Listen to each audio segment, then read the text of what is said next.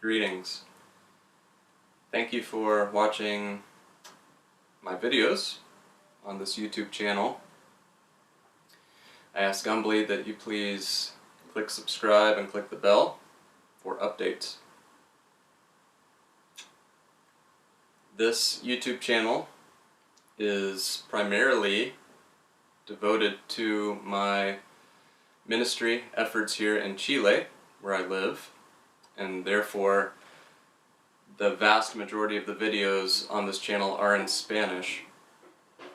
However, it occurred to me recently that I still have a good number of students in the United States, and also most of my readers, the vast majority of the readers of my books, live in English-speaking countries, and I've sold approximately 8,000 copies of my books, mostly in English-speaking countries.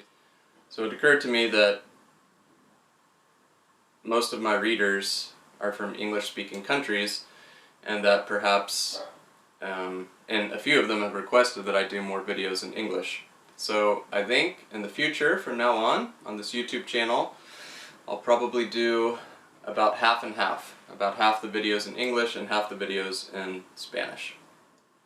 My name is Christopher Sartain, for those of you that don't know, and I am a disciple of Roy Eugene Davis, who was a direct disciple of Paramahansa Yogananda in this Kriya Yoga lineage of masters and gurus.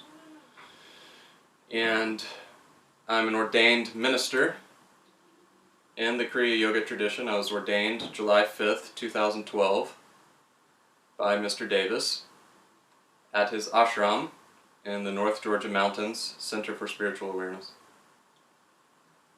And therefore my ministry efforts are associated with Mr. Davis's teachings, and the teachings also, of course, of Paramahansa Yogananda, Sri Yukteswar, Larry Masaya, Babaji.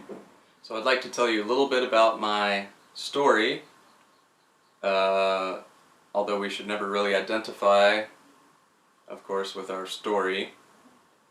We are not our story, but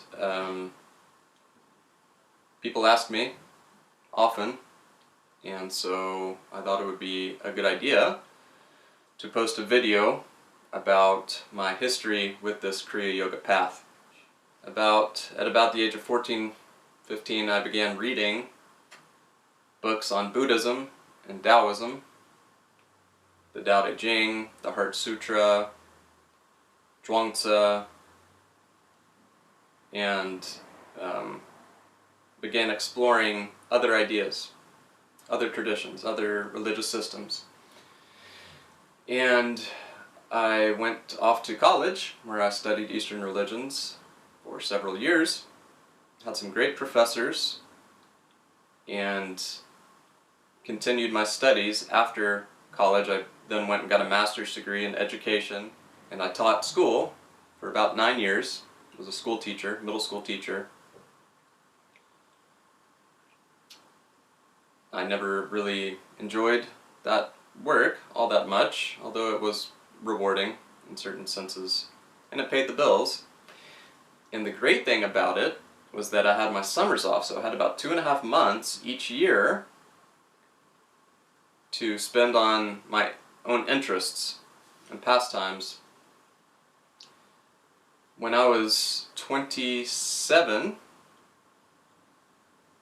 I should say I started meditating when I was about 15 in the Atlanta Soto Zen Center in Atlanta, Georgia. And that's where I had my introduction to meditation. I used to go down to this center and meditate there. However, that particular form of meditation that I learned, the open eye meditation, you sit and stare at a wall for an hour with no instruction, really, except, you know, the guy comes and whacks you on the shoulders when you slump. And I don't know, it didn't resonate with me.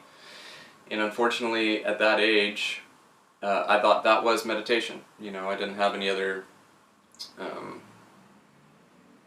alternative, or there was no context in which to put that particular form of meditation, although I've always been attracted to Zen Buddhism and the Zen Buddhist teachings for its simplicity and directness. At any rate, I meditated off and on over the years. When I was 20 or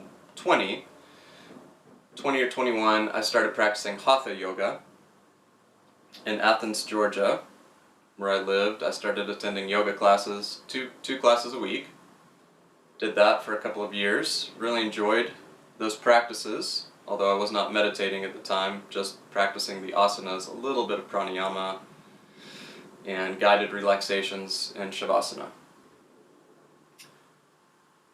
I stopped practicing asana for some years after I got married to my wife, Carolina,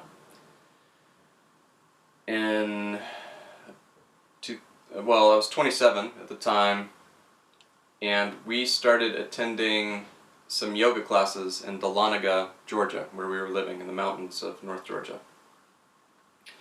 Vinyasa yoga.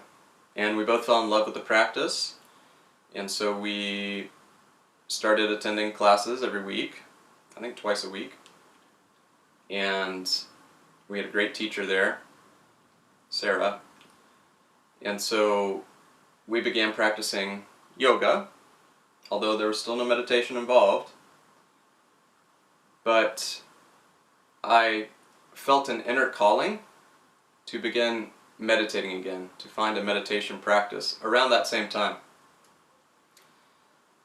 Around that same time, I was in a metaphysical bookstore in Dahlonega, Georgia, where we used to live. It's a beautiful little mountain town nestled within the foothills of the North Georgia mountains. And I was just browsing in the bookstore, and I'd been in there many times, but out of the corner of my eye I noticed a book that I had never noticed before, because the cover was facing out. And the man on the cover had these eyes that spoke to me and almost put me in a type of trance that I can't really explain with words. But the eyes, the face called out to me. And so I walked over and I looked at this book, and it said Autobiography of a Yogi. And I thought, oh, well, this will be an interesting read because I'm practicing yoga. I had no idea at the time that Kriya Yoga was much different than the Vinyasa yoga system that I had been practicing. So at any rate, I thought yogi meant somebody that practiced asana, had a vegetarian diet, maybe meditated, but I still didn't know even at that time. And I had studied yoga, by the way, in college, but it had never really been associated with meditation for me.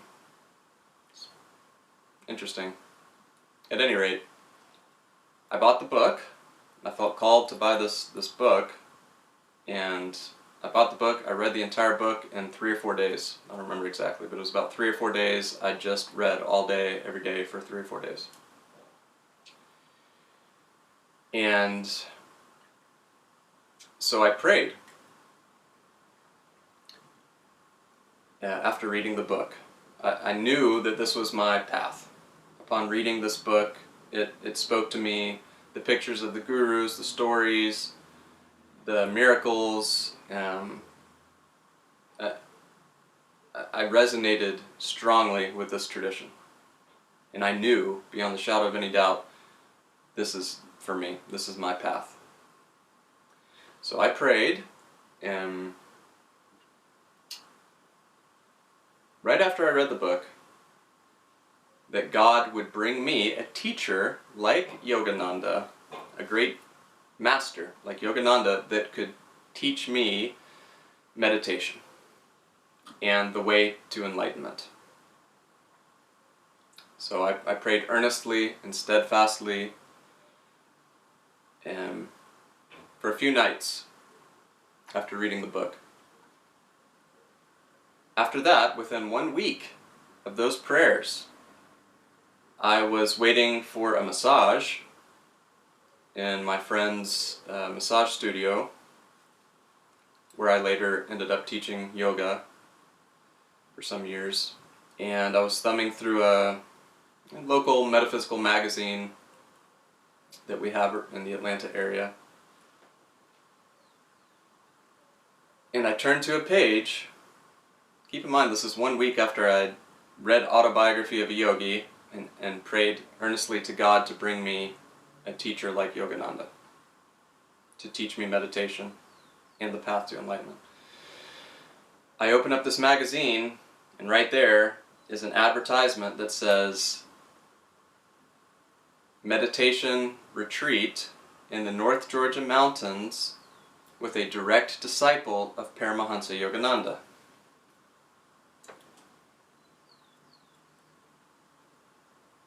And so I knew my prayers had been answered.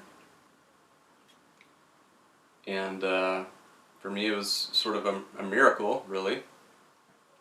A miraculous experience. And so my wife and I decided to attend the next retreat, which was in October. It was just a weekend retreat. It was not one of the week-long retreats that CSA offers. It was just for the weekend. So I realized, of course, at that time that my prayers had been answered. And it turns out that the Center for Spiritual Awareness, Mr. Davis's ashram, was only a 45-minute drive from where I happened to be living at the time. Could have been anywhere in the country, anywhere in the world, really. And it just so happened to be 45 minutes from where I was living. Amazing. And when we have these types of experiences, we can know beyond the shadow of any doubt that it is not a mere coincidence. And so I knew my prayers had been answered, of course, and that I had found my teacher, although I had not met him physically yet. So I did a little bit of research about Mr. Davis leading up to the retreat, read some of his stuff, thought, yeah, this is good stuff. So my wife and I went to the retreat in October, one weekend, and I remember the first retreat was 7 in the morning, 7:30 in the morning. It was dark, the sun had not come up, they didn't have the lights on in the meditation hall, maybe one little light so you could find a chair. And I remember sitting there waiting, not knowing what to expect, not knowing what we were doing. There were no instructions or anything. So we were just sitting there in the dark. It was very pleasant, very peaceful. I could feel immediately a very peaceful, powerful vibration in the meditation hall, immediately. And then I can remember hearing a door open and someone coming in, and I immediately felt a sense of omnipresence, omnipotence, omniscience, power, spiritual power, palpable spiritual power. And it was Mr. Davis. And so he came and sat in the front and guided us through a 30-minute meditation. And it was not a great meditation for me. I was a beginner, but it was far better than any meditation I had ever done prior to that in my entire life. So, by comparison, it was a pretty deep meditation for me at the time. We meditated with Mr. Davis and attended his satsangs during that retreat. It was beautiful. And I believe I went back maybe a month later, something like that, to another retreat, had the opportunity to meet Mr. Davis for the first time, and privately. And I remember I sat down in front of him. He asked me to sit down right in front of him, very close.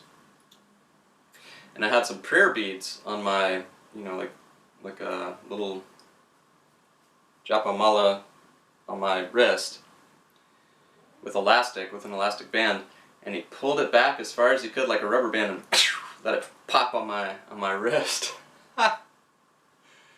He didn't say anything though, it was just the first thing he did.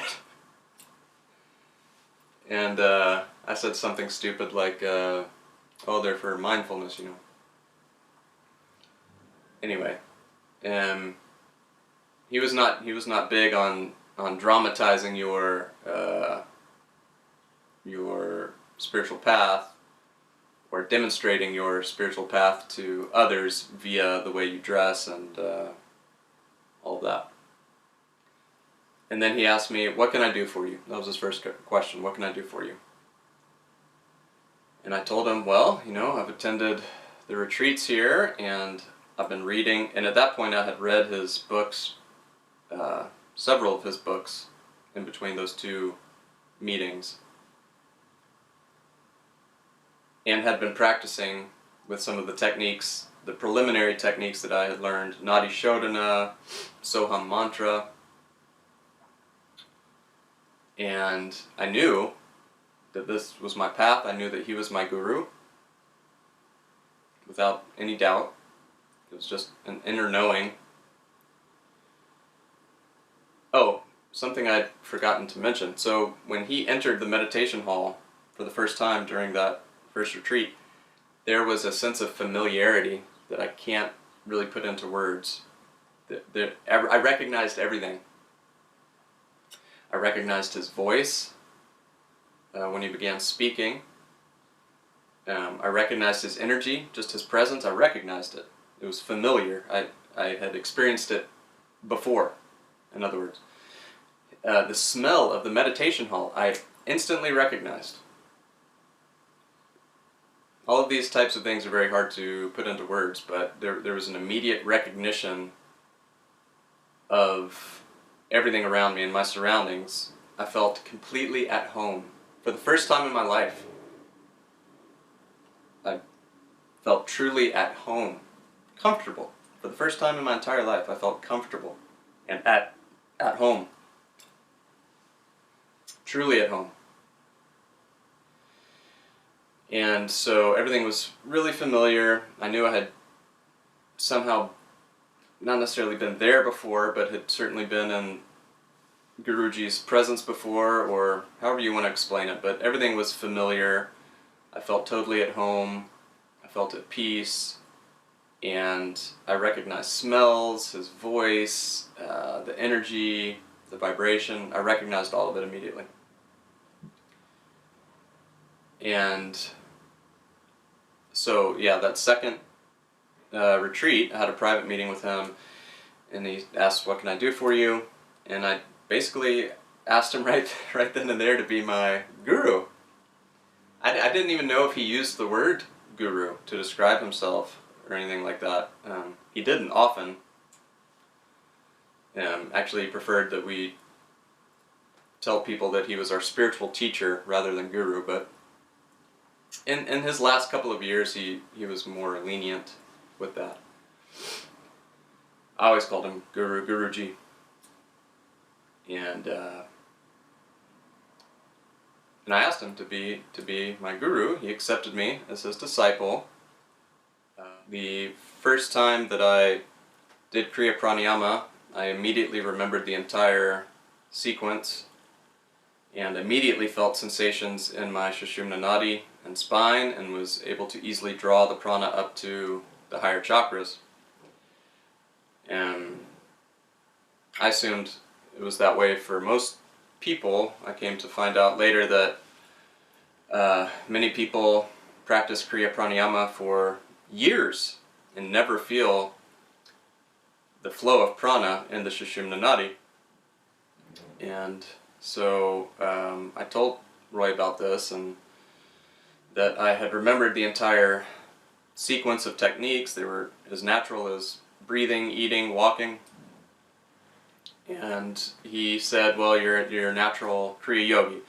Probably in previous lifetimes you've already done all of these things. And so it's just a review. You're just reviewing the techniques and getting familiar with them again because you've already had previous experience with the techniques. And that was certainly my experience. And that was just further proof that this was my path, and that I was in fact a Kriya Yogi, Kriya Ban. And I continued to practice the techniques daily. I was a school teacher at the time, and so I was able to practice a little bit in the morning before I started my day, and then I would practice again at night. And in the summers, I was very lucky and fortunate to have my summers off, and I would spend half my summer at the ashram with Guruji, learning from him, meditating with him, meeting with him privately. And I estimate that in a 12-year period, before Mr. Davis passed in March of 2019, in that 12-year period, I probably spent 8 to 9 months in retreat at the ashram, staying there, attending retreats, also private retreats, meaning that I would go often when there was no one else there and just do my own private retreat and meet with Guruji privately in his meditation shala. And so I was very fortunate in that regard, and very blessed to be able to spend that much time at the ashram, that much time meditating and meeting with Guruji. In 2012, my wife and I decided to take teaching jobs in Colorado, in a beautiful town called Crestone, which is an intentional spiritual community where, you know, half the buildings in town are monasteries, ashrams, churches, shamanic centers from all over the world. It's a very interesting place. I don't have time to go into it here, but you should research Crestone, Colorado. It's a power place for sure. Beautiful. And I had known about it for some time and had been one of my dreams to live there. And so we decided that we would move out there for a couple of years just to see what it was like. And when we told Guruji that we were moving, my wife asked him, well, if we're going to be living in Colorado, in southern Colorado, would it be a good idea for us to be ministers, for us to be representatives of you and your teachings? Would you ordain us? And he said, sure. Just like that. He said, let's do it now. And so he ordained us right there on the spot, July 5th, 2012. I'll never forget it. And I have dutifully represented the tradition ever since.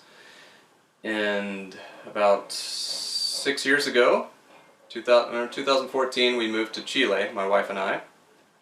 And we had teaching jobs here for a couple of years, and then we decided to open our yoga school, Vinyasa Yoga Chile. We had already been offering 200-hour yoga teacher trainings in Atlanta and Colorado in our spare time. And so we took that same yoga school here to Chile, and for the last 4 years or so we've been offering 200-hour and 300-hour yoga teacher trainings through our school, Vinyasa Yoga Chile. And I also have a quasi-organization here called Kriya Yoga Chile that I use as sort of an organization to offer a correspondence course in Kriya Yoga. I also offer some classes in person, and I offer initiations in person every so often. And now we have our meditation retreat center in southern Chile, Kriya Yoga Chile Ashram, and it's an ashram. We live there most of the year now, and practice yoga and meditation there daily. when we bring groups down, they usually stay for a couple of weeks, and they live there with us, and we eat all of our meals together. And it's an ashram. It's an ashram dedicated to the gurus of Kriya Yoga, especially Roy Eugene Davis, Paramahansa Yogananda. But it's an ashram. It's an operational ashram in southern Chile. Beautiful area, and we have a beautiful view of the mountains, a volcano off in the distance. We have a creek that runs through the property. It's an ideal, quiet place for people to meditate and practice yoga and practice Kriya Yoga. And I've written several books. The Sacred Science of Yoga and the Five Koshas is the most popular one. That's sold many thousands of copies in many different countries, parts of the world. I have another book, and Mr. Davis, by the way, edited that book and helped a lot in the writing process.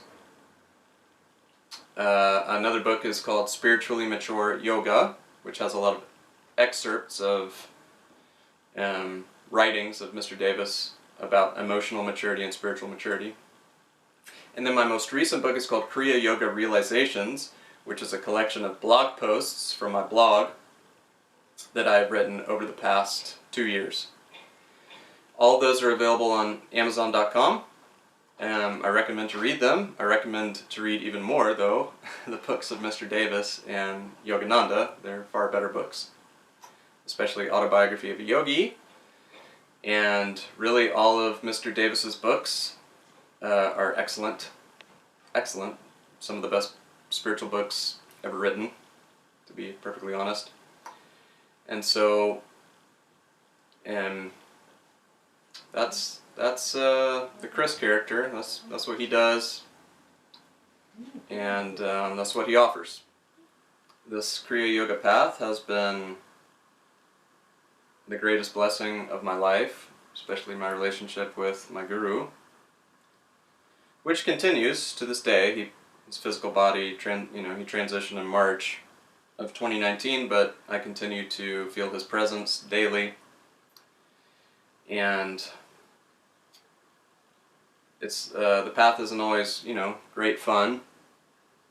It's not always ecstatic, but I've had many amazing experiences with Kundalini awakenings, Soma, Amrita, this nectar that the brain produces that you can feel in your body, spiritual ecstasy, cosmic consciousness, all of these things, they're all real. All of the experiences and all of the things that Yogananda writes about are real. It's all real. And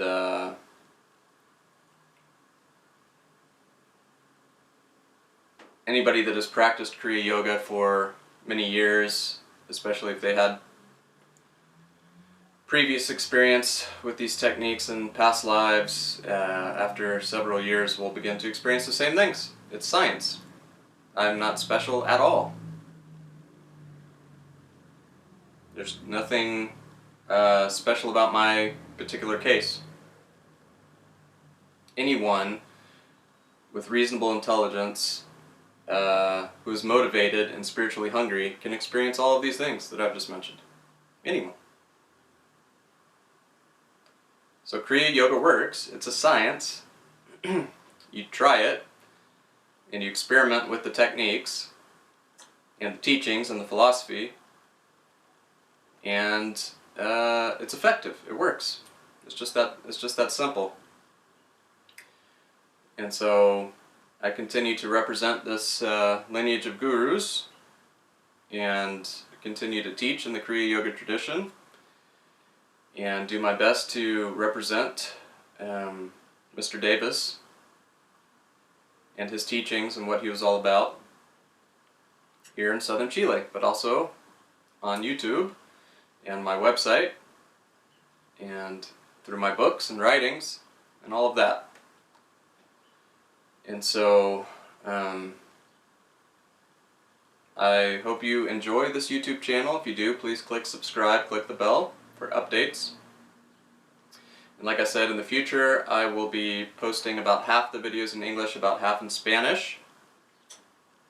And so thank you so much for your time. God bless. Namaste.